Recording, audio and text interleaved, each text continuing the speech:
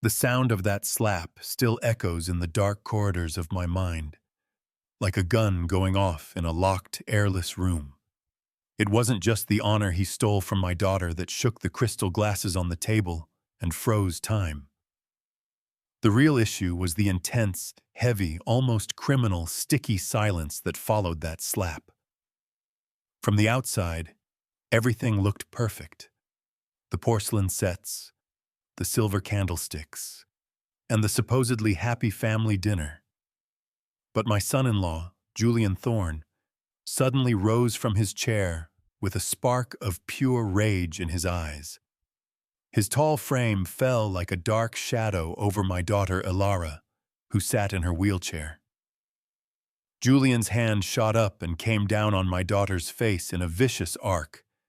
The force of the blow sent Elara's head jerking to the side.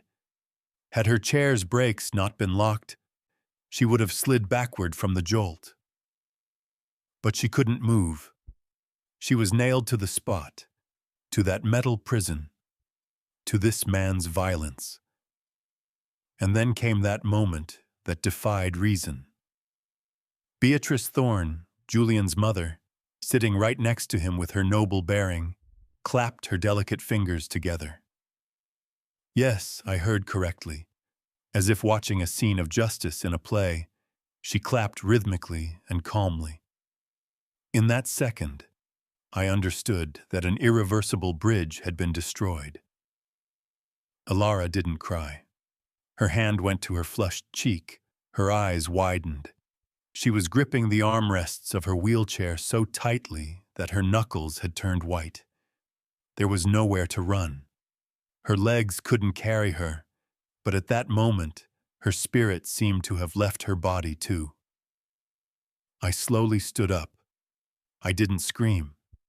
I didn't push my chair noisily. I didn't pound the table. I just stood up. My heart was pounding in my chest, but my face was as cold as ice, wearing the mask that years had brought. I looked at everyone at the table one by one, the guests who bowed their heads in shame, the cousins trying to ignore what was happening, that bully still breathing with rage, and his mother applauding the violence as if it were a work of art. Without saying a word, I took my phone out of my coat pocket. My fingers found the number by heart, a number I hadn't dialed in years, a number I thought I had left behind. When Beatrice spoke with a twisted, venomous smile on her lips, Julian's hand was still in the air. This is the price he pays for talking too much.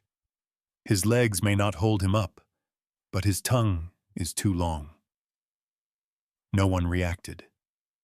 No one. Not even the servants who had known for years what went on behind the closed doors of this mansion. The air smelled of freshly cooked meat mixed with a poorly concealed fear. Elara shrank in her chair, trembling. I ended the call, calmly placed the phone on the table, and said just one sentence, my voice as sharp as a judge's gavel. No one leaves this house. They looked at me with contempt. They had no idea what was going to happen, who I was, or what I was capable of. Julian laughed arrogantly, slouching with his disgusting self-confidence. "Well, what are you going to do, Arthur? Hit me with your cane?" he asked mockingly. I didn't answer him. I didn't deign to answer him. I walked slowly towards my daughter. I put my hand on her shoulder. I felt her body stiffen, flinch at my touch. She was like a broken, fragile porcelain doll. I looked into her eyes. In that gaze, I saw years of accumulated silence, screams buried in pillows, nights locked in the bathroom because she couldn't get out of her wheelchair and reach the door.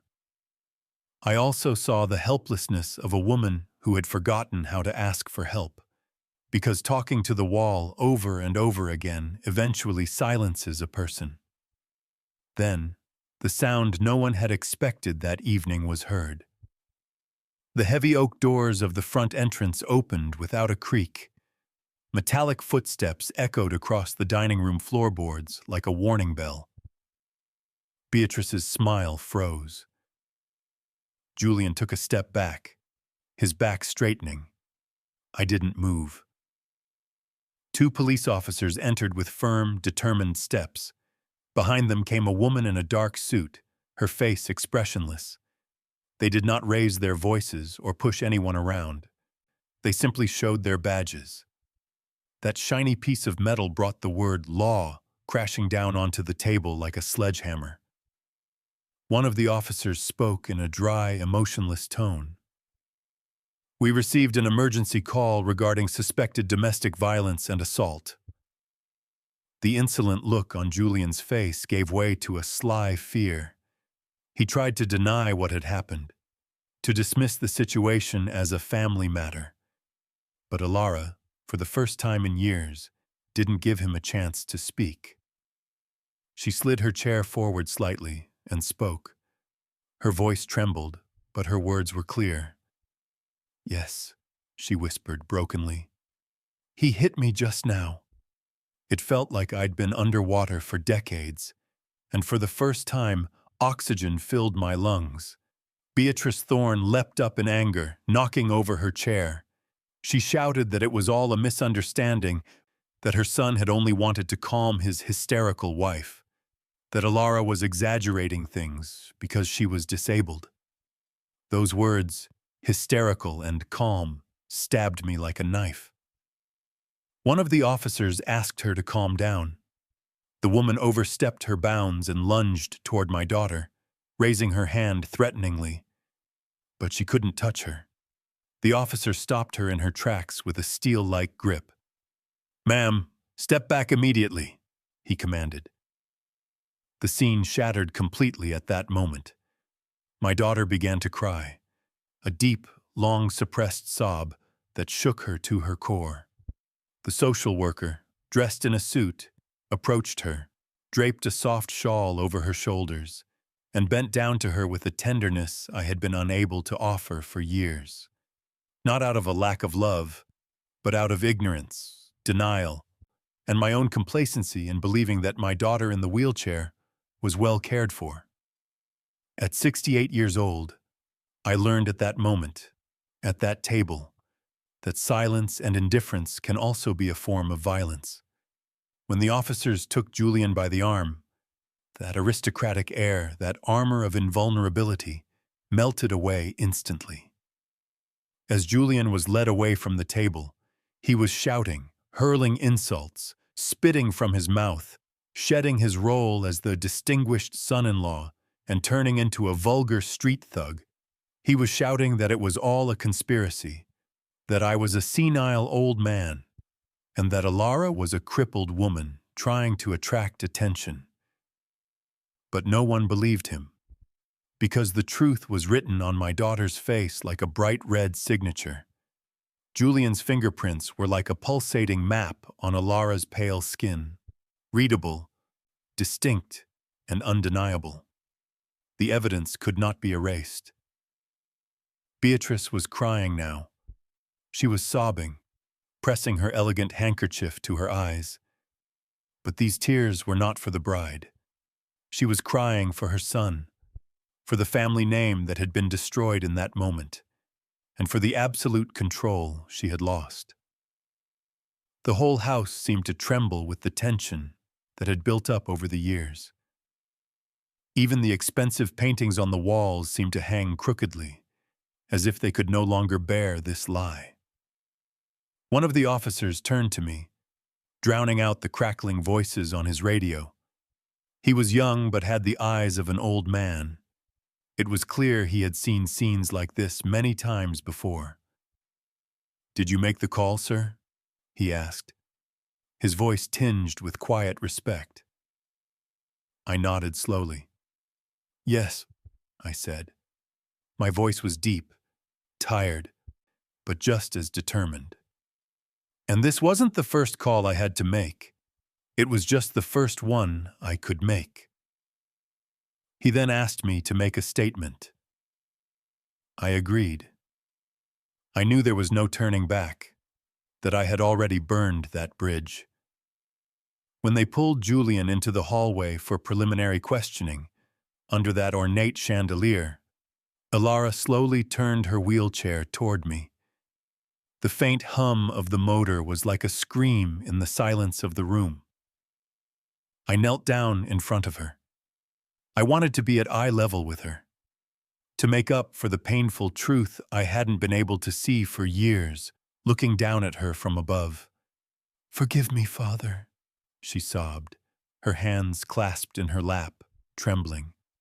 "Forgive me for not telling you anything, for keeping silent so as not to burden you further in my state." I reached out with difficulty and, with all my remaining strength, embraced her through the metal arms of the chair. There was no resentment in my heart, only that old, heavy guilt I felt for realizing the truth so late, with the sound of a slap. Beatrice, seeing that she had completely lost control of the situation, that the family matter had now become a public crime, came at me. Her makeup was smeared, her hair disheveled. "You!" she yelled, jabbing her finger at my chest. "You're an uninvited guest! You ruined my family! You destroyed our order!" I rose calmly, leaned on my cane, and looked deep into her eyes, into that dark well. "No, ma'am," I said, my voice as cold as ice. "The moment you applauded your son's punch, your family had already destroyed itself. I'm just here to clean up the wreckage." She couldn't respond. Her mouth opened and closed, but no sound came out. Her gaze fell into emptiness. That night, as the officers took statements, I knew that no meal would ever taste the same again. The table was still set, the plates were still warm, the wine glasses were still half full, but we were no longer the people sitting at that table. A stark truth lay exposed on the wood. Beneath those expensive tablecloths, beneath that appearance called the lace curtain, lay a reality that smelled like a corpse left to rot for far too long. When Julian was finally handcuffed and taken away, Elara clung to my sleeve like she did when she was a little girl. I felt the tremor in her body pass through the metal frame of the chair to me. Outside, the flashing red and blue lights of the police car painted the walls of the room like a disco ball. One moment red, danger. One moment blue, cold reality. And with painful clarity, I understood that this single search had changed the course of many lives. But I knew something else, too.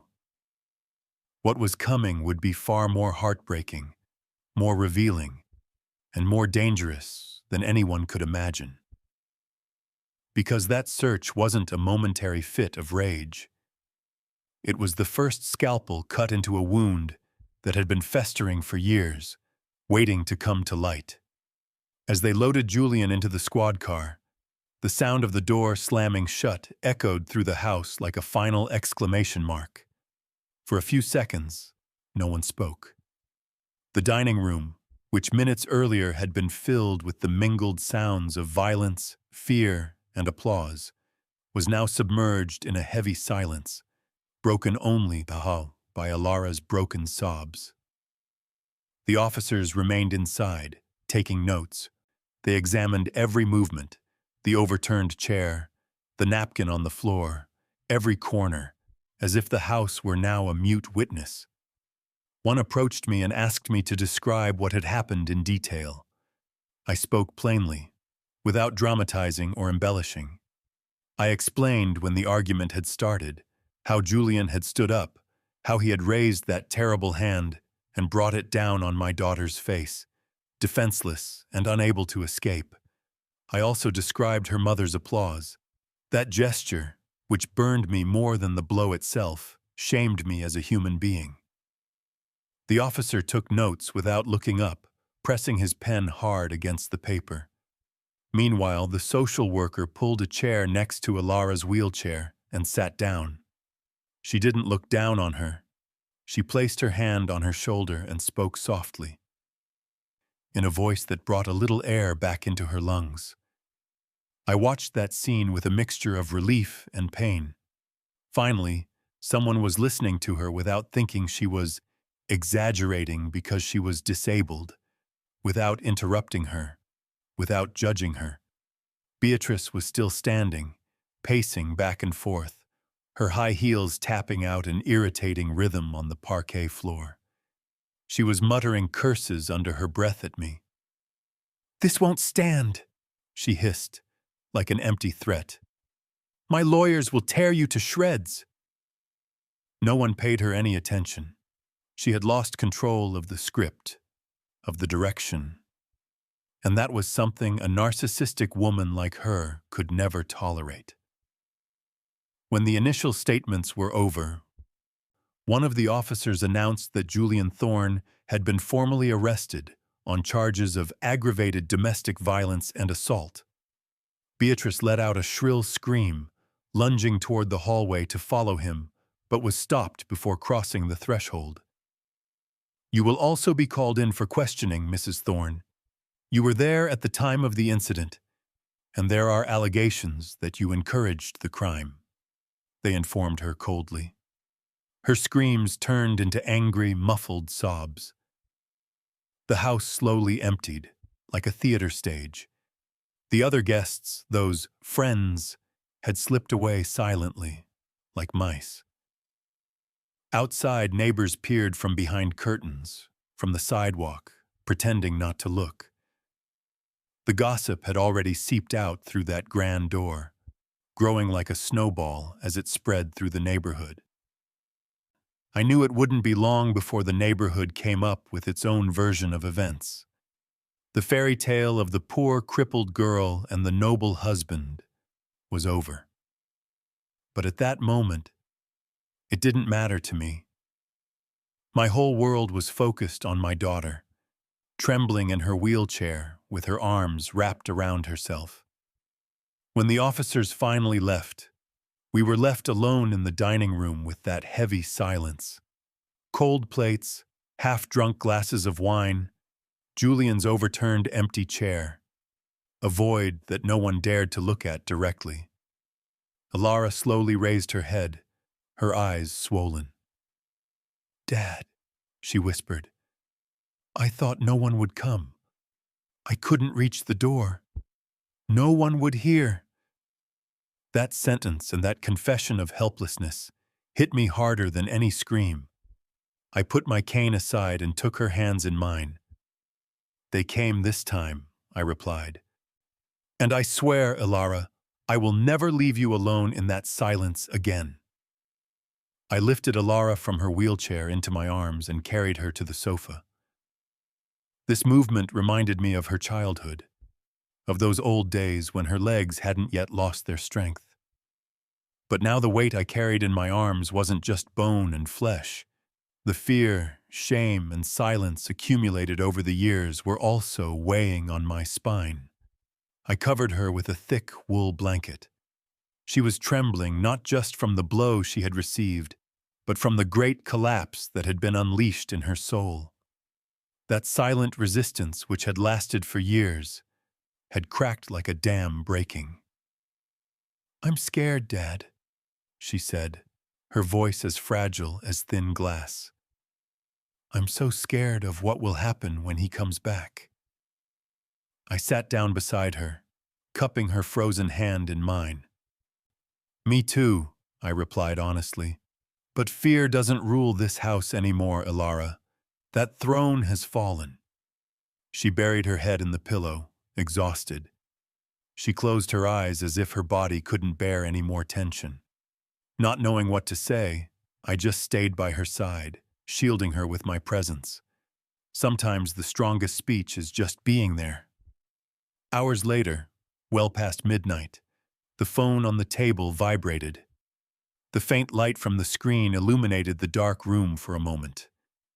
It was a message from Beatrice, that noble mother-in-law. Elara picked up the phone with trembling hands, read it, and quickly dropped it on the table as if the device were burning her hand. The message was a tangled web of venom, threats, and accusations. I can't believe you did this. You betrayed the family that took you from that chair and gave you a life.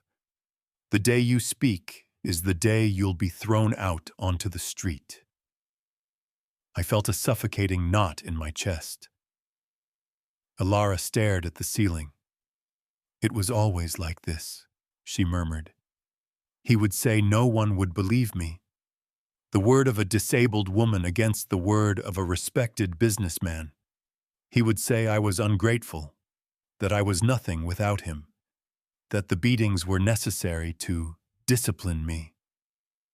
A rage like lava rose in my throat. No one has the right to correct others with blows, I said sternly, especially not a defenseless person. No one. Around 1 a.m., there was a knock at the door. I thought the officers had returned for a procedure, but when I opened the door, I was met with an unexpected silhouette. It was Julian's brother, Marcus. He was a faint man, his head bowed, overshadowed by his brother. I came to get some of my brother's personal belongings, he said, without raising his voice, averting his eyes. I can't let you in, Marcus, I replied, standing like a wall in the doorway. Just clothes and medicine, he insisted weakly. He'll spend the night in the holding cell. My mother is very angry. At least she wanted me to do this. The word holding cell hung in the night air. It was true. There was no turning back. Tomorrow, I said firmly. Tonight, no one from that family, no one with that surname, can come through this door. Not you, not your mother, not your lawyers. The young man shook his head, lacking the strength to protest, or perhaps knowing deep down that his brother deserved it. He turned and disappeared into the darkness. I locked the door twice. I pulled the bolt. These sounds were a silent promise I made to Elara. Neither of us had slept that night. We went into the kitchen. Elara was in her wheelchair, her hands clutching a warm coffee cup, trying to draw strength from it. "Dad," she said suddenly, without taking her eyes off the black liquid in the cup. It didn't start with a slap. I looked at her carefully. How did it start? The first time he punished me, he didn't hit me, she said. Her voice sounded as if it were coming from the depths of the past. He took the battery out of my chair. I felt my blood run cold. We had argued. It was a simple matter. He yelled at me, I yelled back. Then, without saying a word, he bent down, cut the power connection to my chair, took the battery, and left. He left me in the middle of the hallway. Unable to move. I couldn't go to the bathroom for hours, couldn't drink water. I was just trapped there, inside that metal pile. A tear rolled from his eye and fell into his coffee. When he came back, he said to me, "See, without me, you're nothing. Without me, you can't even move." I was clenching my teeth so hard that my jaw hurt. This was much more than physical violence. It was systematic torture targeting a person's existence, their dignity. Then he got used to it, she continued. Sometimes he locked my wheels, sometimes he left me in bed and didn't come into the room for hours. Then the shoving started, the shaking, and his mother, she always watched. A man must assert his authority, she said. She said I was ungrateful, that I had to obey to deserve this care. You weren't alone, I said, my voice trembling. I sank down beside her chair and held her hand. I was blind, Elara. I was a blind, foolish father who thought you were in a happy and safe home. But I'm not anymore. The sun began to filter through the window, painting the kitchen in a pale gray light. A new day dawned over the ruins of the hell my daughter had endured for years. And as she blew on her coffee, I realized that search hadn't just stopped a beating. It had opened a door to much darker secrets, more dangerous truths, still hidden beneath Julian and his mother's perfect masks. We were only seeing the beginning, and this beginning would not end as easily as Julian thought. The next morning, as the neighborhood woke up to the false, disjointed normality of an ordinary Monday, Elara and I were still sitting in the kitchen, our coffee growing cold in our hands. The previous night had melted the mortar holding the house's walls together, opening a door that could no longer be closed. Elara stared unblinkingly at the porcelain rim of her cup. It was as if all that painful history had been written into those cracks. I didn't rush her. Unfortunately, I had learned too late that forcing words, breaking the silence with brute force, was also a form of violence. "Dad," he finally said, his voice strained, barely supported by his breath. "It all started very soon after we got married. Julian's prince mask fell off as soon as the honeymoon ended." He took a deep breath, gripping the armrests of his wheelchair. "We were arguing about money. There were unexplained charges on my account. When I asked, he got angry. He pushed me against the wall. My chair didn't tip over, but I was shaken. Then he cried, fell to his knees, begged for forgiveness.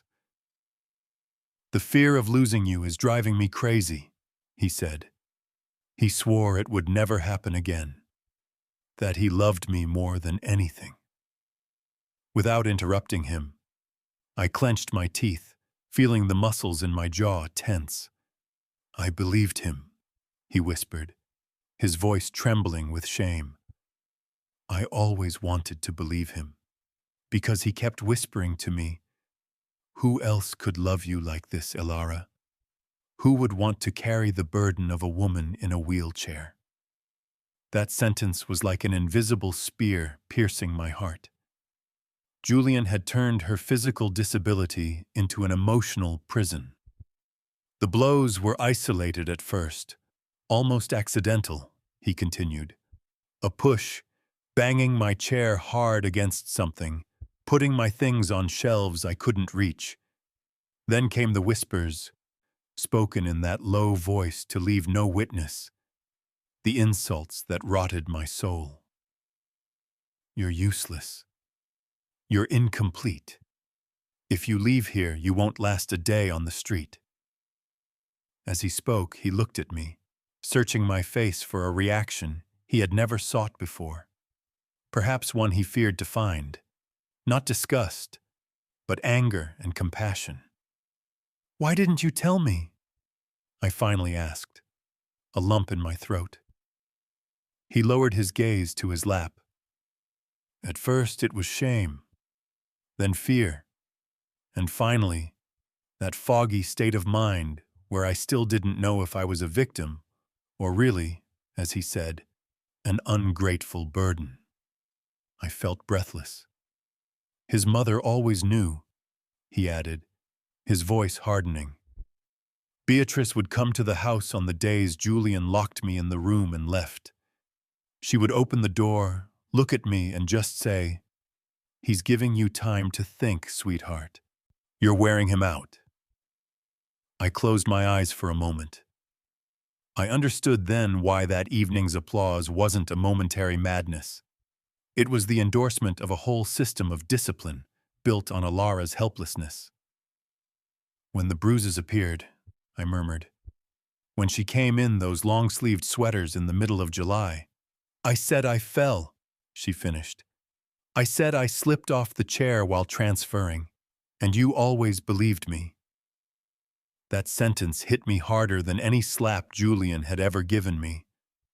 I remembered his clumsy excuses, his tense smiles, those Sunday breakfasts canceled at the last minute, with the excuse that Elara wasn't feeling well.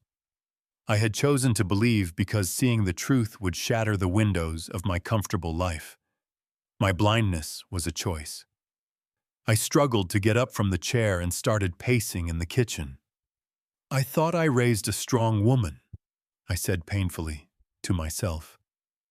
I am, Dad, she replied, her voice surprisingly firm. Surviving all this, getting out of that house, that psychological torture, that's being strong. But I'm tired of just surviving now. I want to live. That sentence gave me some breathing room. Come on, I said. We're going outside. Elara hesitated. Everyone will stare, Dad. Everyone is talking. Let them stare, I said, grabbing my jacket. We're not the ones who should be ashamed. We went for a walk in the neighborhood.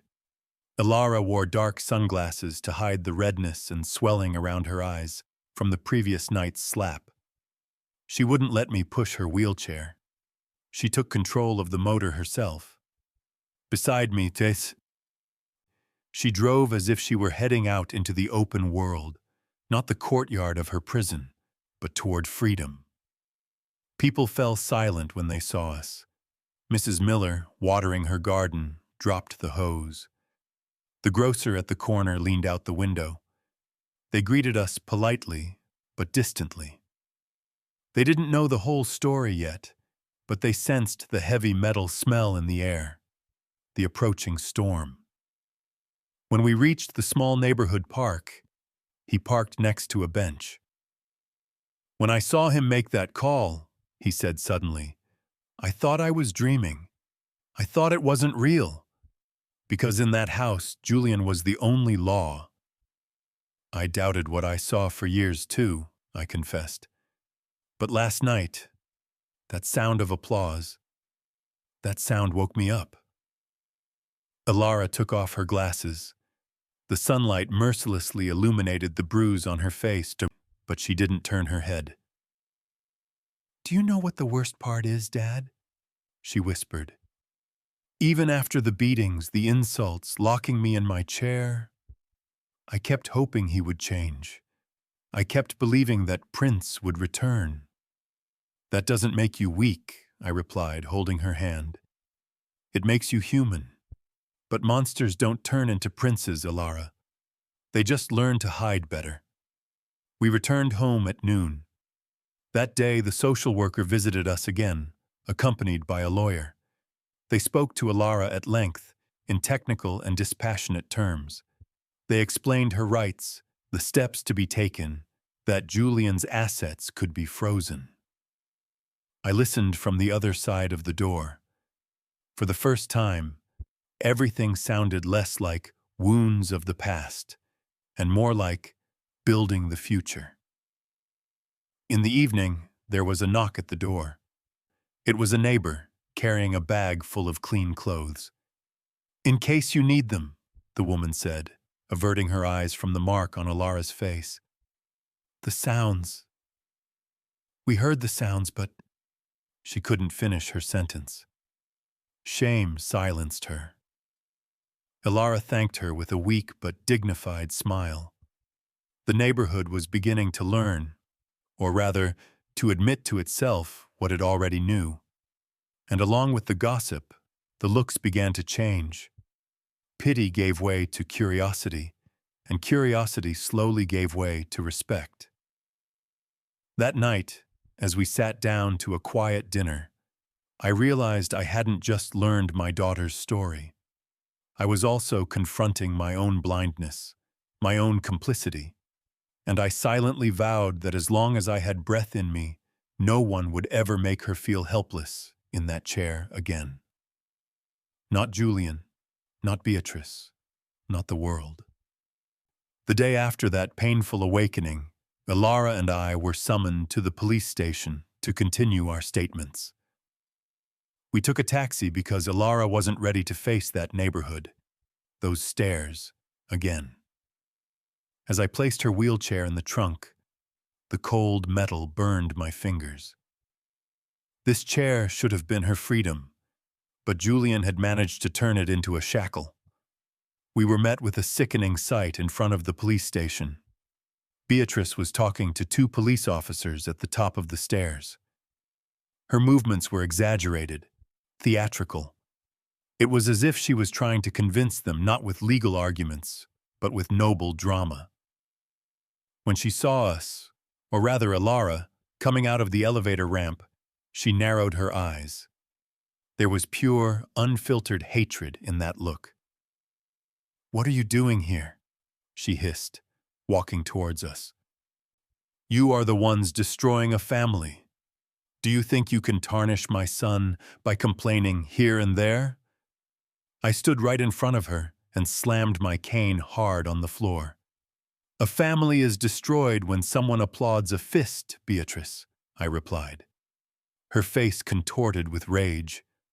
"My son was just trying to keep order," she said, her voice cracking. Then she pointed her finger at my daughter in the wheelchair, as if she were an object. "That woman, that ingrate. Who do you think has been feeding her for years? Who takes care of her in her crippled state? Julian gave her a life, and she responded with ingratitude, with spoiled behavior." Elara lowered her gaze to her lap. Her hands began to tremble. I wanted to intervene, to snap that finger. "You have no right to speak to her like that," I roared. "He's not a victim," the woman screamed, her mask completely fallen. "He always plays the victim. Oh, poor me, I can't walk. He manipulates everyone. And now he's using you, Arthur. He's making a fool of you." An officer quickly stepped in. "Ma'am, back off," he ordered. But Beatrice didn't stop. "Do you know who my son is? He's a saint who looks after him, changes his diapers, endures his crises."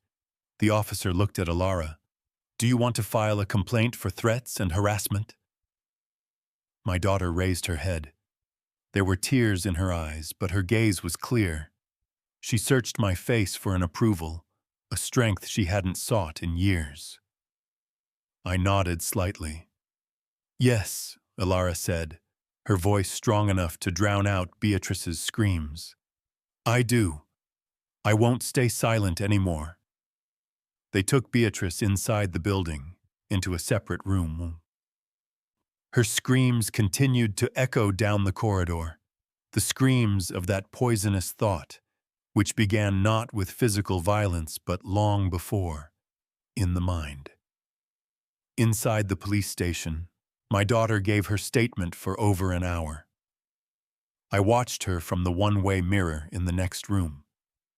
Each word seemed to tear a piece from her soul, but at the same time, it lifted a stone from the heavy burden on her back.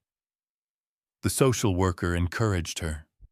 Elara described how Julian punished her, how he took her chair away, how he made her feel helpless. It was dark when we left. On the way home, Elara said in a fearful voice, "Dad, what if he tries to get revenge? You saw Beatrice's eyes." I looked at her tenderly. "Don't be afraid," I said. "You're not alone this time. And besides," I paused, "he thinks he knows everything. But she has no idea what I'm actually doing." Elara frowned. "What are you doing?" "What I should have done years ago," I replied without going into detail. "I'm protecting you." When we got home, we found a crumpled envelope on the porch. Inside was a note, hastily written in shaky handwriting. "If you keep talking, you'll end up needing that chair." Elara covered her mouth with her hands. I crumpled the paper until it was completely wrinkled. This was Beatrice's style, disgusting and direct. I put the envelope in the evidence bag. We spent the afternoon in silence. Elara fell asleep from exhaustion. I, on the other hand, was in my study, reviewing old files and Julian's company records, waiting for that call I was certain would come. And I was right. The phone rang at exactly 6 o'clock. On the other end of the line was Detective Miller, an old friend from the force whom I hadn't seen in years.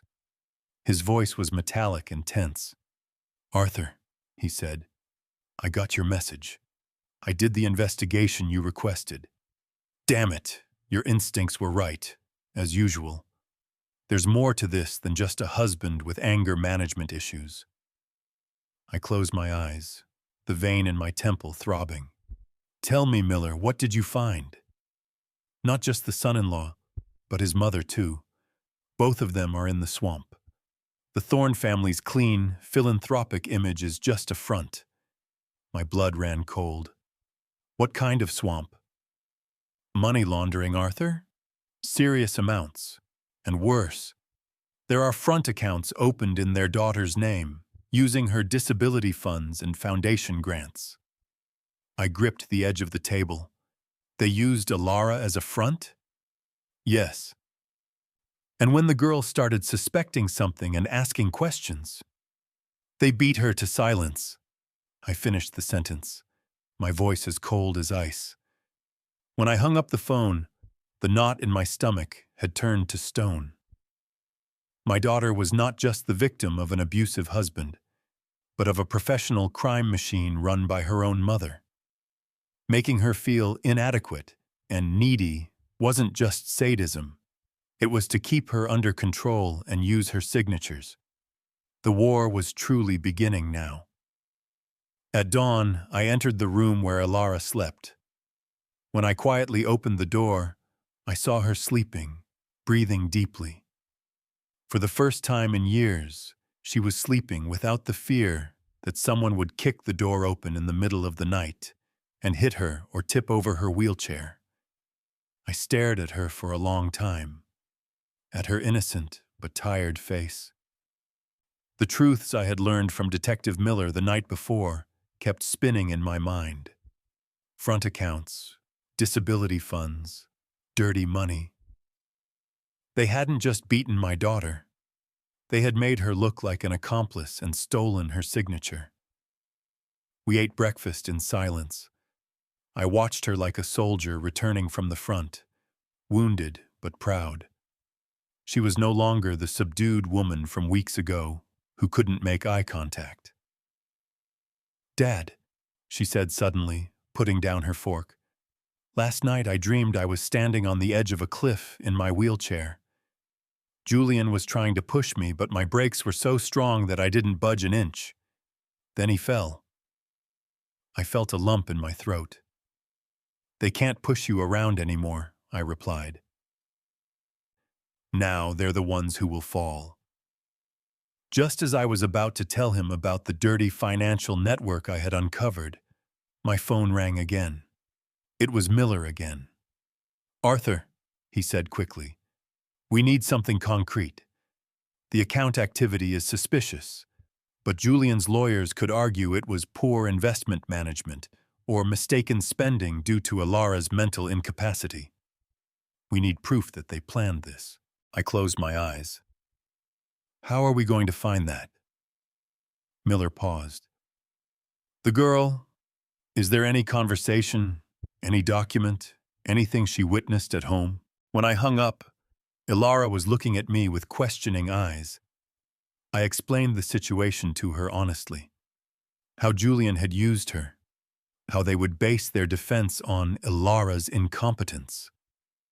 Her face turned pale, but then a strange, cold smile appeared on her lips. "They always thought I was stupid," she whispered. "Because my legs didn't work, they thought my brain didn't work either. They would talk about everything in front of me, as if I were a vase in the room, a chair, a nobody." Elara pushed her wheelchair toward her room. "Come, Dad," she said. I followed her. She pulled out a small, zippered bag hidden at the bottom of her wardrobe, among old blankets. Out came an old-model digital voice recorder. "I got this when Julian first told me, 'You're a useless parasite,'" she said. "I ordered it online. I had the package delivered to the neighbor. I knew he'd kill me if he caught me." He handed me the device. "Listen." When I pressed play, The silence of the kitchen was shattered by Julian's disgusting, mocking voice. "Make this month's transfer through the foundation, Mom. Elara won't even notice." I put a piece of paper in front of her and say, "This is to ensure your physical therapy," and that idiot signs it right away. Then Beatrice's voice came through, crystal clear and sharp. "Be careful, Julian. Keep the amounts small. If that crippled girl ever wakes up—" Julian's laughter filled the room. "What's she gonna do if she wakes up? Run to the police? I'll rip the battery out of her chair and she'll rot in that room for days." My stomach churned. I wanted to smash everything, find the owner of that voice and strangle them. But at the same time, I felt something new, something much stronger, a dangerous clarity. These recordings weren't just audio files. They were the final nails to be hammered into Julian and Beatrice's coffins. "I recorded for months," said Elara, her eyes filling with tears. "The sounds of the beatings, the insults, the money talks. I planned to use them to escape, but I never had the courage. I was afraid my chair would break and I couldn't escape, that they would find me." "You won't be escaping anymore," I said, clutching the recording device like a diamond. "Now they'll be the ones looking for a hole to crawl through." The next morning, I went to the prosecutor's office with my daughter. Elara stood tall, holding that little black device in her lap, like a queen in a chariot. We placed each piece of evidence on the prosecutor's desk: the recordings, the assault reports, the financial documents Miller had found. The prosecutor was a middle-aged, serious woman. Her expression changed as she listened to the recordings. Her eyebrows furrowed, her lips tightened. When Julian said, "I'll take out his battery," she slammed her pen down on the desk. When she finished reviewing everything, she looked up. Her eyes now held not just professional interest, but human anger. "This isn't just domestic violence, Mr. Sterling," she said. "This is aggravated fraud, systematic abuse of a disabled person, deprivation of liberty, and forming a criminal organization." Elara squeezed my hands. Her fingers were ice cold, but her grip was strong. "What now?" she asked. "Now," replied the prosecutor, closing the file cover with a decisive click. "The course of this story will change. Julian Thorne and his mother won't just be tried for violence. They've committed enough crimes to spend the rest of their lives behind bars. And these voice recordings, this is the end for them." When we left, Elara cried for the first time, out of relief. Not out of fear, not out of shame. She cried because of the lightness that came from a huge weight being lifted from her shoulders. I hugged her awkwardly. My back was tired, but my spirit was strong. "Dad," she whispered, "I never thought anyone would really confront them, that my voice would be heard." "I didn't think it would be me either," I replied. "But sometimes life waits for us to grow old before letting go of our fears, and sometimes it waits for us to come up with a slap in the face." That night, while she slept peacefully, I lay awake staring out the window. I knew the worst, the most dangerous part, was yet to come. When Julian and Beatrice learned that the foundations of their castle were shaking, that the girl they thought was invisible had actually recorded everything, they would attack like cornered rats. But now I possessed something they never had, the complete and irrefutable truth. And with this truth, revenge would no longer be about blows. It would be about justice. The day of the official statement began with a fine, gray drizzle that seemed to want to sadden the city rather than soak it. Elara dressed silently. She slipped on a high-collared black blouse and a sharply tailored jacket I had never seen her wear before. As she looked at herself in the mirror from her wheelchair, her hands trembled slightly as she buttoned her jacket. I watched her from the doorway, saying nothing, just admiring her. There are battles won not with words, but with a quiet strength gathered along the journey. Elara was preparing for that battle now. The taxi took us to the prosecutor's office, without saying a single word. The rhythmic sound of the windshield wipers kept time with the ticking of our thoughts. When we arrived in front of the courthouse, facing that massive stone structure, that cold justice, Elara took a deep breath. She released the brakes on her wheelchair and rolled toward the ramp. I didn't follow behind her. I walked beside her. Now I was no longer the one pushing her, but the one walking with her. In the waiting room, time became heavy as lead. An antique clock counted the minutes with accusatory slowness. There were other people waiting in the corridor, faces each carrying their own invisible story, their own trauma. No one spoke. No one looked anyone else in the eye. Elara nervously fiddled with the file in her lap. "If you don't want to go in," I began, my voice barely above a whisper. "I want to, Dad," she cut me off, her voice surprisingly firm. "I have to do this, not just for myself, but for the old me I left behind in that house, trapped in that chair." I nodded. When her name was called, she skillfully maneuvered her motorized wheelchair toward the door. I squeezed her hand lightly. I watched the tire tracks in the hallway until she disappeared behind a dark wooden door. I was left alone with those old, stubborn thoughts, still haunted by that fear that hadn't completely faded. Minutes turned into hours. I imagined the tremor in her voice inside. The memories jumbled together, her body reliving those scenes of humiliation she tried to erase.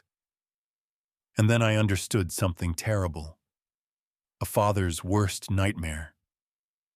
While I was growing old peacefully, reading my Sunday paper, thinking everything was fine, my daughter was growing old behind those walls, beaten and imprisoned. When the door finally opened, a woman in a suit with a serious face emerged. She approached me. "Mr. Sterling, the prosecutor would like you to join us," she said. I entered the room. Elara was sitting at the end of a long table, a half-drunk glass of water in front of her. Her eyes were red, her makeup slightly smudged, but there was no collapse in her posture. On the contrary, her shoulders were straight. "Are you okay?" I asked quietly, moving closer to her chair. "I'm drained," she replied, her voice tired but clear. "I've purged the poison inside me, Dad. I'm not silent anymore." I felt a knot in my chest, unsure whether it was relief or pain. "There's more," the prosecutor added, lowering his voice. "Our experts reviewing the recordings identified another crime from the background conversations." "What is it?" I asked. The prosecutor adjusted his glasses. "Threats, not just against your daughter, but planned threats against witnesses. Beatrice Thorne's voice mentions a cleaner, someone hired to silence you." I felt the ground shift beneath my feet. "They were planning to have us killed?" "They called it solving the problem at its root," said the prosecutor. "With this recording, the prosecution will request an arrest warrant for Mother Beatrice Thorne within the next few hours. Not just for questioning. Direct arrest." Elara gripped the water glass tightly. Her hands weren't shaking anymore, but her eyes were misty. "He always said he was untouchable," she whispered. "He said that in this city, judges and police came to his dinner parties, that no one dared touch the Thorne name." "Everyone thinks he's untouchable, Elara," I said, suppressing the anger in my voice, "until someone stops being afraid and slaps the truth in their faces." After dark, we left the courthouse. The drizzle was still falling like dawn, but the air is no longer stifling. Elara slowly, wearily pushed her wheelchair into the car. It was as if, after leaving all those years of silence in that room, her whole body had grown heavy, overcome by physical exhaustion. When we got home, Elara took off her shoes as soon as she entered and threw herself from her wheelchair onto the sofa. She did this so naturally, so at home, that my eyes filled with tears. I made some warm herbal tea. I brought it to her without saying a word. "Dad," she said suddenly, looking at the steaming cup, "I understand something now." "What?" "I thought that by staying silent, I was also an accomplice. They had convinced me of that. You want it too? You deserve it too," they said. He turned his eyes to me. But staying silent didn't make me an accomplice. It made me a prisoner. And today I escaped from that prison. That night, for the first time since returning home, he slept deeply without nightmares or startling awake. I, however, stayed awake for a long time. The story was now advancing like an unstoppable avalanche. The wheels of justice had begun to turn, their rusty gears grinding. At dawn, as the first light of day broke, my phone rang. It was Detective Miller. "Arthur," he said, his voice excited. "The order came through. The prosecutor wasted no time. They're going to pick him up this morning, before noon." "For Beatrice?" I asked, my heart racing. "Yes, but that's not all." I had a bad feeling. "What else?" "The groom, Julian. He had a breakdown while talking to his lawyer in the holding cell. He panicked when he heard his mother had been added to the case. He wants to make a deal." My eyebrows furrowed. "What deal?" "He knows how damning the evidence is, especially those voice recordings. He offered to provide information to get his own sentence reduced." "Who will he sell out?" I asked. The detective laughed, but it was a hollow laugh. "His mother, Arthur, and his other partners in that foundation. The rats realized the ship was sinking. They started eating each other." I looked at my daughter sleeping peacefully in her room. "So this is bigger than we thought," I whispered. "And uglier. Much uglier. Be prepared, Arthur. Thorne's castle is coming down today." Elara woke at dawn. We ate breakfast in silence, a silence like the calm before the storm. I didn't tell her about Miller's call, about Julian preparing to sell his mother. I didn't want to burden her already fragile mind with the weight of betrayal. But the peace didn't last long. At 11:30 a.m., the sirens that had shattered the neighborhood's sterile silence echoed through the block once more. But this time it wasn't a single vehicle. It was a convoy. Elara suddenly pushed her wheelchair backward, her face turning ashen. "Again?" she asked, her voice trembling. "Have they come to take us?" I parted the curtain of the window. "No, sweetheart," I said, unable to hide the sense of relief in my voice. "This time they haven't come for us." 3 police cars were parked in front of Beatrice Thorne's magnificent columned house, just 3 blocks from ours. That palace overlooking the hill. Officers in black uniforms strode purposefully through the garden gate. "Come," I said to Elara. "You need to see this." She hesitated. Then she slowly moved her chair closer to the window. Minutes later, the door opened. Beatrice, that woman who always looked flawless, was a mess. She was in her robe, her hair uncombed, and her hands. Those hands that gave orders, adorned with diamond rings, were cuffed behind her back. The familiar arrogance was gone from her face. There was pure, distilled disbelief. As an officer, protecting his head, guided her toward the police car, Beatrice tried to resist. Her high-heeled shoe caught on the grass, and she stumbled. That moment, that stumble, was the moment her carefully constructed image of perfect power crumbled. When he locked eyes with us, even though he knew we were behind the window, he shouted something in that direction. His voice sounded muffled through the glass, but we could read his lips. "You did this. Damn cripple." Elara didn't flinch or pull back. Instead, she locked the brakes on her chair, stood up straight, and just watched. "Do you see?" I whispered. "He's the one who can't move now. He's the one who's trapped." When Beatrice was put in the back seat, Elara took a deep, shaky breath. "I never thought I'd see this," she said. That he could fall like a human being." "Everyone falls, Elara," I replied, "especially those who climb on the shoulders of others." The police cars drove away, but the neighborhood did not return to normal. All the curtains were open. People had come out onto their doorsteps, gathered in small clusters. Whispering rose like the buzzing of a beehive. But this time there was no fear in those whispers. There was astonishment and the release of pent-up anger. Elara moved away from the window and returned to the kitchen table. "Dad," she said, "what if they come for me now? What if Julian finds a way?" I knelt in front of her and cupped her face in my hands. "You're not alone in that room anymore," I told her.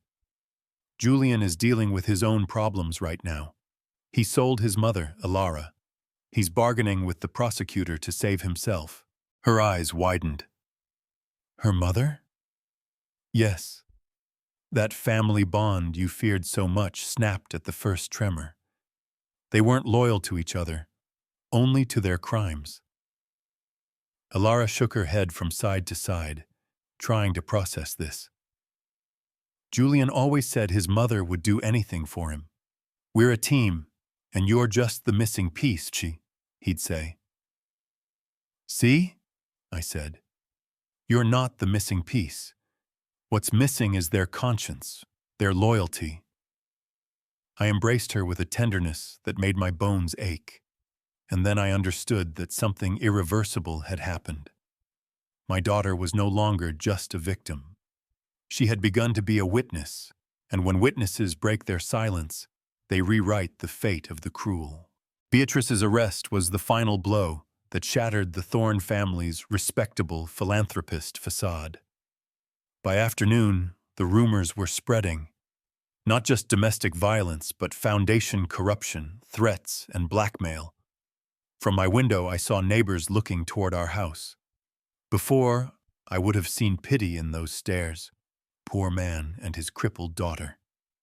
But now there was a flicker of respect in those stares, perhaps even an apology. The doorbell rang. It was Mrs. Harrison, the oldest resident in the neighborhood. She was holding a tray of cookies. "Arthur," she said, averting her eyes.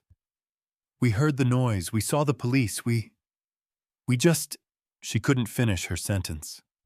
Shame choked her words. "I know, Martha," I said gently but distantly. "Everyone knew." She held out the tray. "How is Elara? Does she need anything?" "Elara is alive," I said, "and truly free for the first time." When I closed the door, Elara was in the hallway. "Who was that?" "Someone trying to clear their conscience," I said. She wheeled her chair into the living room.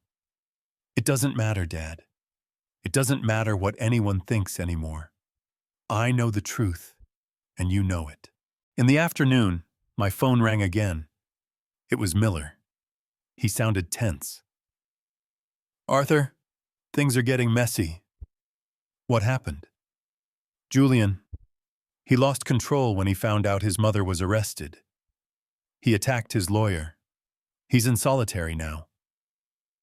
"Isn't that a good thing?" "Under normal circumstances, yes. But wounded animals are at their most dangerous. Julian may still have a few connections out there. We need to take that cleaner talk seriously. Keep the lights on tonight." When I hung up the phone, I didn't want to cast another shadow over the newfound peace blossoming in Elara's eyes. But we had to be cautious. "Shall we watch a movie tonight?" I said with feigned cheerfulness. "In the living room with the lights on." Elara smiled, but the intelligent sparkle in her eyes told me she sensed the truth. "Okay, Dad," she said, "but make sure you lock the door." That night, we sat knowing that somewhere in the darkness outside, Julian's anger was still a threat. But inside, the wheelchair's brakes were off, and our spirits were not locked. That night, I knew in the ache of my bones that there would be a before and after in my life. After Miller's warning to keep the lights on, sleep was impossible. Elara was sitting on the living room couch, not in her wheelchair. Her chair was right beside her, within arm's reach, waiting like an escape vehicle. The clock ticked mercilessly slow.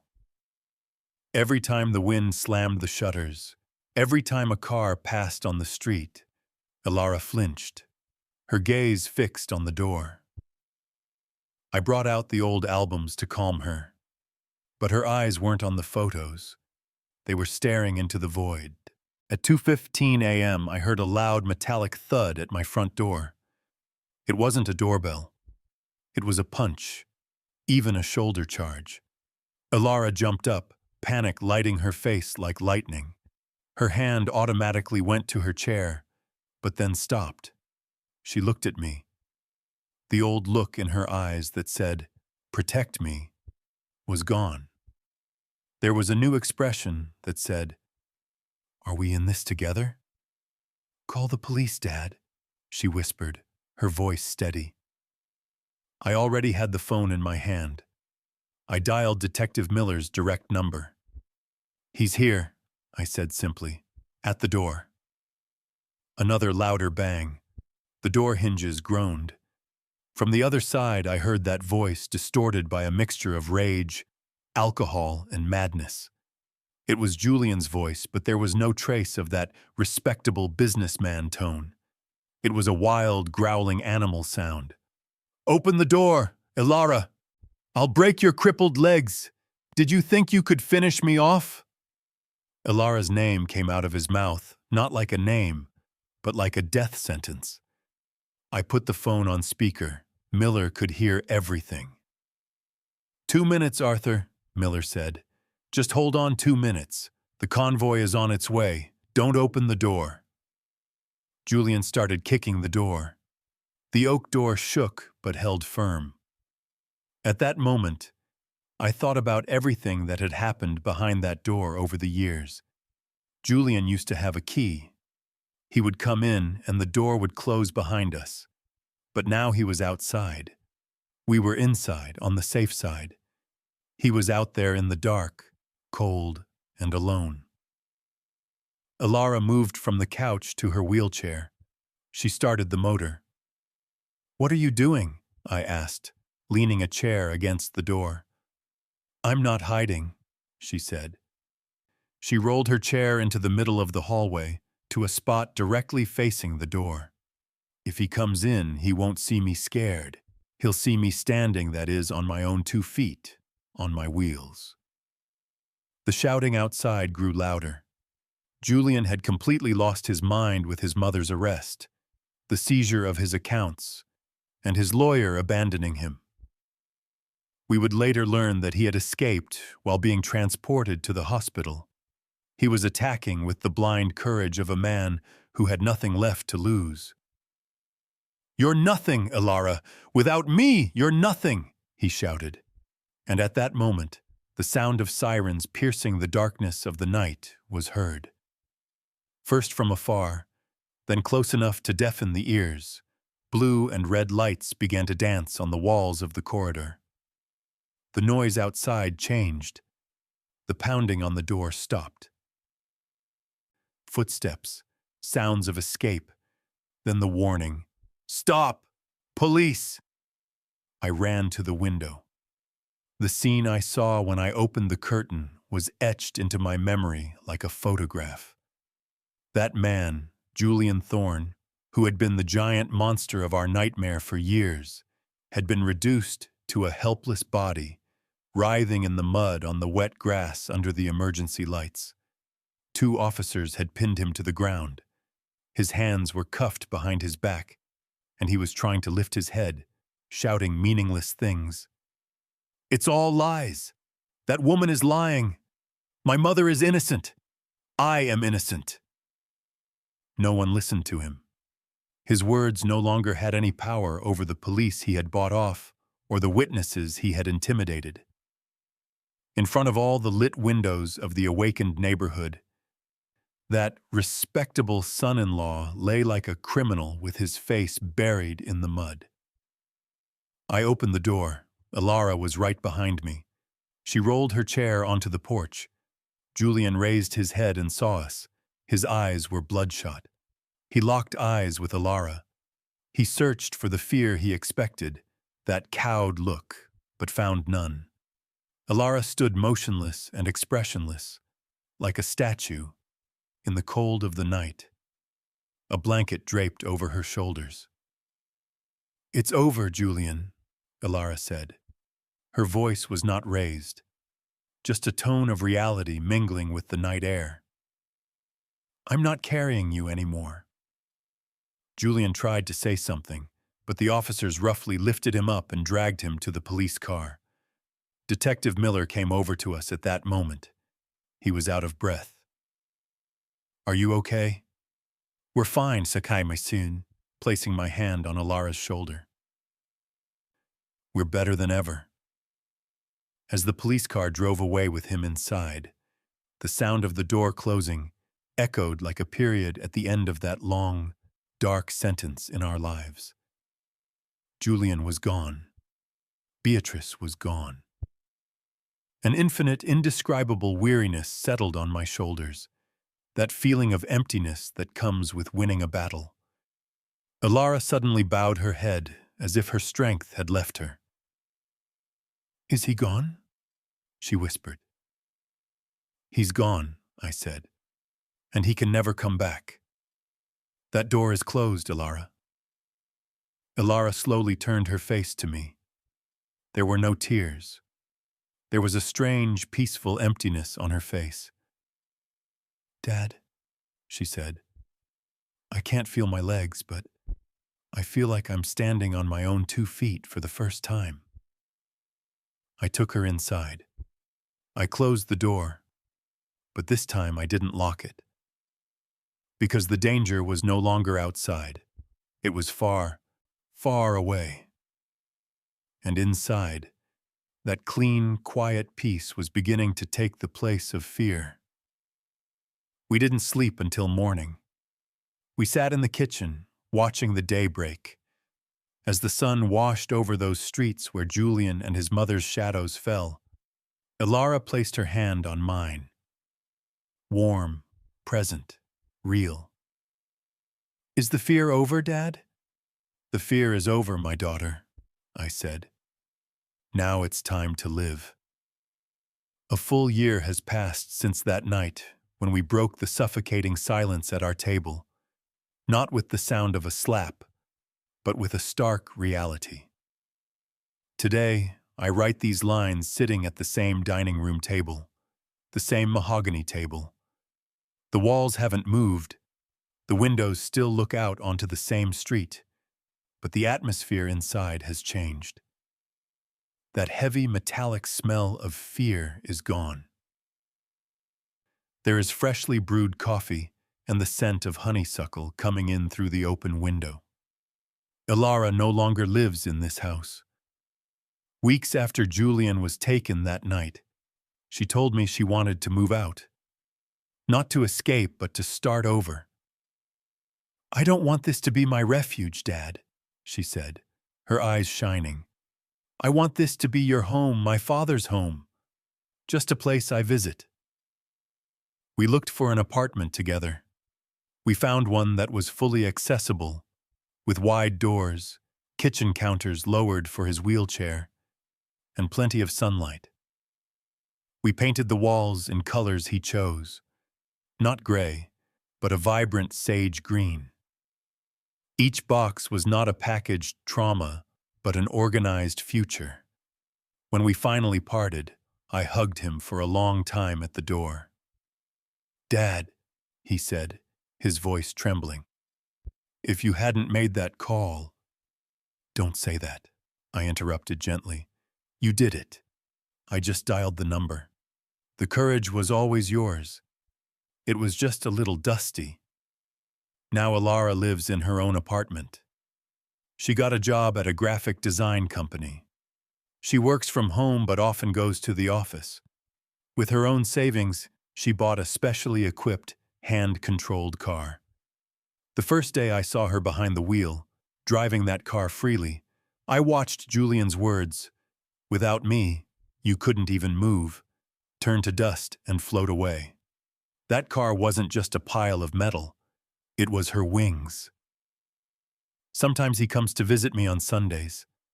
We have breakfast together. We talk about this and that, about a new houseplant he bought, about a movie he watched during the week. Those old, tense silences are gone now. And each of these ordinary, simple, everyday conversations is a quiet miracle I never knew the value of before. Are there still nights when I wake up to the echo of that slap, that sound of breaking? Yes. I still question exactly when I stopped seeing things clearly before my eyes, when that blindness began. But I no longer beat myself up over it. I've learned that the past cannot be changed. Only lessons can be learned from it. Guilt is just a rust that corrodes the soul unless it turns into action. I threw away that rust. As for Julian and Beatrice, their sentence is final. They will remain behind those walls for a long, very long time. Elara hardly ever mentions them, not out of fear, but out of indifference. When a monster stops scaring you, it also stops looming large in your world. It becomes ordinary, shrinks, and eventually disappears. They are no longer the protagonists of Elara's story, just poorly written footnotes. I'm still here. I'm 69 years old. I'm more tired than before, leaning on my cane a little more, but my spirit is infinitely lighter. That night, at that table, I understood that fatherhood doesn't end when children grow up. Fatherhood is being willing, if necessary, to tear down the false paradise they've built for themselves, to pull them out of hell, just so they can breathe again. Today I look at the sky with different eyes. I want nothing. My prayers have changed.